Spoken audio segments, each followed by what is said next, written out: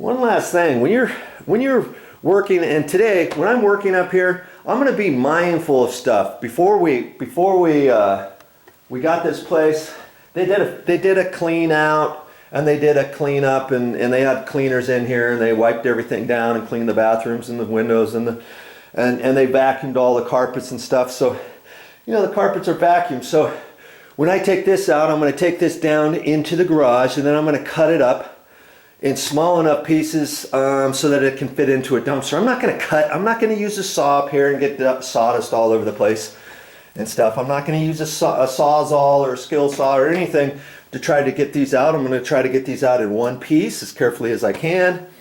And then I'll take those down, huff them down to the garage, cut them in half, take them out to the dumpster. I got my broom here, my dustpan, anything that gets on the carpet. You know, some of the stuff I'll pick up the best I can, and then I've got a vacuum at home, and I'll vacuum up different little bits and pieces. I should have brought that today. Damn it, it. I don't need it today. I'll bring it tomorrow. And just be mindful of your surroundings. Before, you know, once I get ready to paint, then obviously I'll have to bring some drop cloths. You'll be kind of amazed what I'm planning on doing over here for drop cloths. You may never have thought about it before.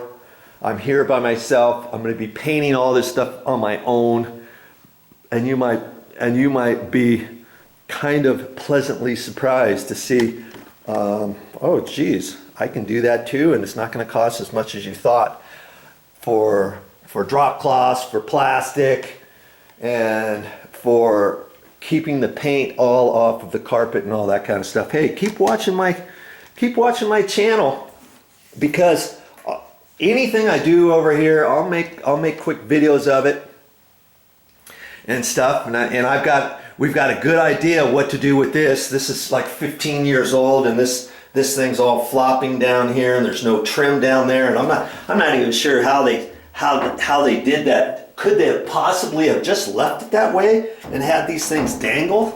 I think so, because I don't even see a piece of trim on here. But we're gonna fix all that. We're gonna make this look as nice as we can. We've got a good idea for that and how to fix certain things, and this, I have a feeling this place is gonna look really nice when we get done. All right, got that down. And I remember I showed you my circulating saw, and I was going to cut this up. I don't know if I'm going to do that just yet. Before you start tearing things up, see, that's a nice Formica counter. Before you start tearing things up, think about whether or not you can recycle it, you can reuse it. And I think I can. Now this condo is really small. Obviously, I'm not going to do anything in here. But this is the master bedroom, and look at this. Kaboom. There's an attic ladder that goes up into an area where there's a water heater up there. And I'll show you that in a while, in a little bit. And where the heating and air conditioning unit is. And there's a nice little platform area up there. And I could use that for storage. I could put this on one of the walls and use it for a counter. So because the garage is so small, if I want a little workbench, I can put that up there, couldn't I?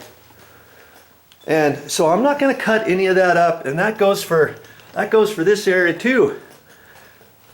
I was going to rip these melamine shelves out of there. I tried to be as careful as I could when I pulled it up. I mean, you know when to use a sledgehammer and start beating things up and demoing, and know when to be careful of your walls, because I don't want to start denting the walls and then I've got to patch the walls, tape them, top them, skim them, texture them, try to patch in the texture to make it match the existing, and now all of a sudden, oh yeah, there's a patch, there's a patch, there's a patch, yeah, Joe did a good job, but he should have taken some time, and he should have been a little bit more careful when he was taking these shelves out. So, you know, I scored the caulking there, I scored the caulking over there, and made sure that there were no brackets screwed from there up. Just take a look at your project and check it out a little bit, and the one thing I was going to show you, most of these screws are just regular drywall screws,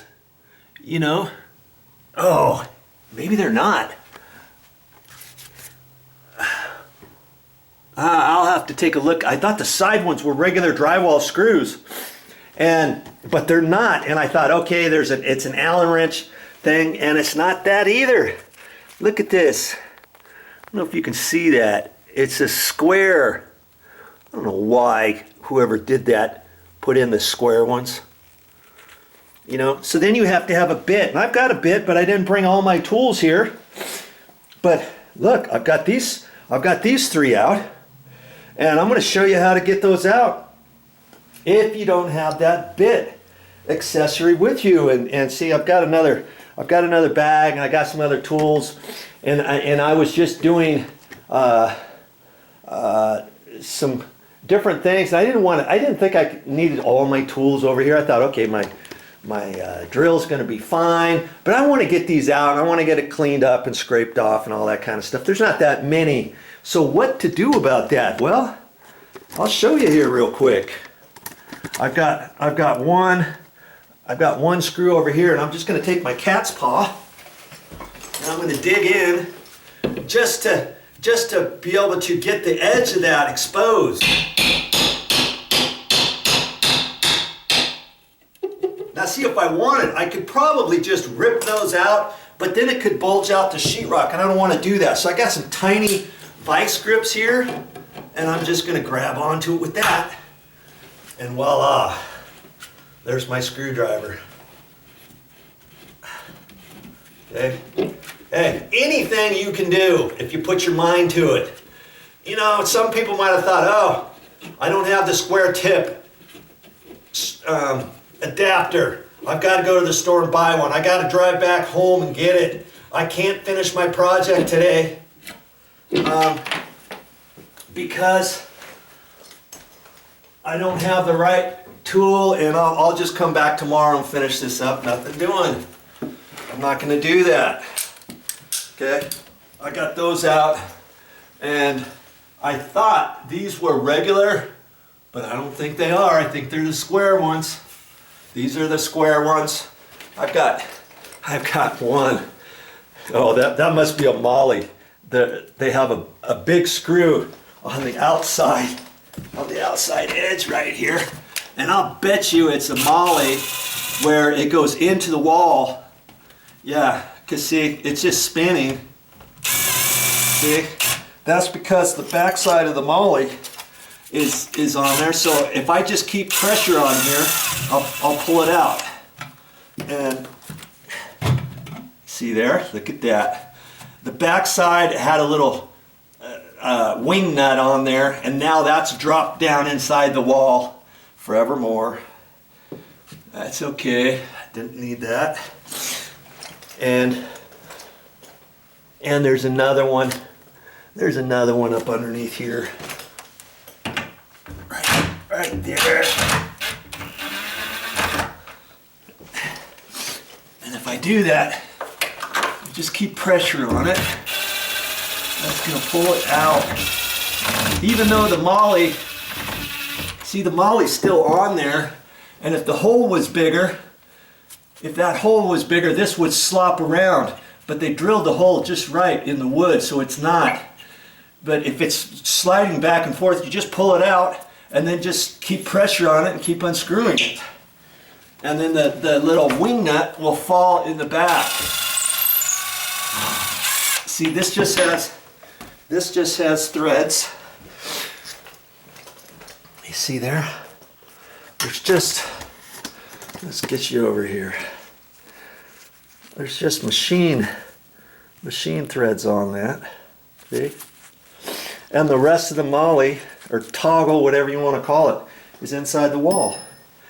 And, you know, could they have just put in regular sheetrock screws? It was probably a cabinet company, and lots of times cabinet companies, they like to put those square ones in there, and you can get those at the store. But I want to get this off, so I'm just going to take my nail puller.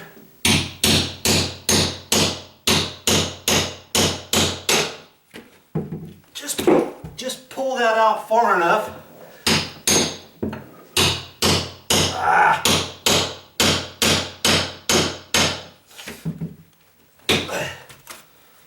See, I'm right up against that wall, that back wall, which is coming out at an angle.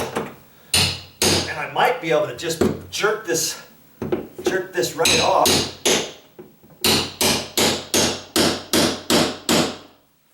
Yeah, there. Okay, I could probably keep pulling that like a nail puller, but I've got this here. It's not going to take me but a minute. I kind of wanted to show you the types of things that if you do that while you're demoing, that's okay. Figure it out, take your time, and get something else in there, okay? And get it out, okay? And they got another one up there in the corner, and I don't know if it's even hitting wood. I'll have to. I just don't want to start ripping and tearing because, see, I'm the one who's got to patch the walls. Sometimes know when to pound on walls. Sometimes know when not to. And see, I'm gonna get that off. And before I take my hammer on there, if I take my hammer right here and start trying to pry on it, and if it's hard in there, I could make a depression in the sheetrock. So you can stick that up there, and then get it in there and pry on that, you know? And then you don't have much damage to your wall. Always be careful of your walls, you know? Had I put my hammer in there, oh, I'll get it, even if it was a nail. Now all of a sudden, oops, there's a patch. And you see there's a big hole. There's a big enough hole there. Let's get you in there.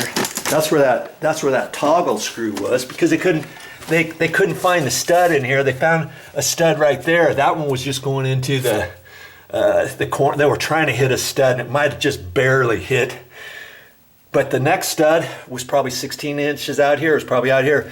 So they took a molly. Yeah, I call it a molly bolt. It could be called a toggle bolt. And see, they had to make a hole that big so when you fold back the butterfly ears, it's big enough to go in there, and then you push it in and go doink on the back side. Make sure both sides are out, and then you can pull this and keep pressure on it as you're screwing it in, and then you'll attach it to the wall that way. See? And so I'll have to patch that. I'll take caulking in there, and I'll put one coat. No matter what you do, if you use caulking on a hole like that, you can't just use one coat. But I'll clean up the edges and kind of push those in before I get ready for the caulking, and then I'll put caulking around the edges on the inside, and then fill up the middle, and try to be as careful as I can because I don't want to get too much over the spray texture, right? And then I'm going to leave it, and then tomorrow when I come back, as it dries, it's gonna depress. It's gonna dimple in. It does it every time. Okay, when you got holes like this. But I don't want to put spackle in there. I don't want to put drywall mud or anything like that. I'm just going to use caulking. I've got the caulking. It's fine. I'm going to be repainting this with 2 coats of a different color anyways, and I'll get it. So that's how I'll fix that. Okay, so I'm going to keep working on this. I'm going to be as careful as I can. I'll show you what this looks like when I'm done with the demo, and you'll see, hey, yeah, I guess you can take your time on it. See, I'll have to scrape off the caulking when I get all done, scrape that off, and be as careful as I can. If not, and if you don't score the caulking first and you start trying to take your whatever it is, your shelf off or whatever, then you have a tendency of the caulking ripping the top of your sheetrock, your finished sheetrock wall. That's a no-no. You don't want to do that. All right, back to work I go. Let's get this over with.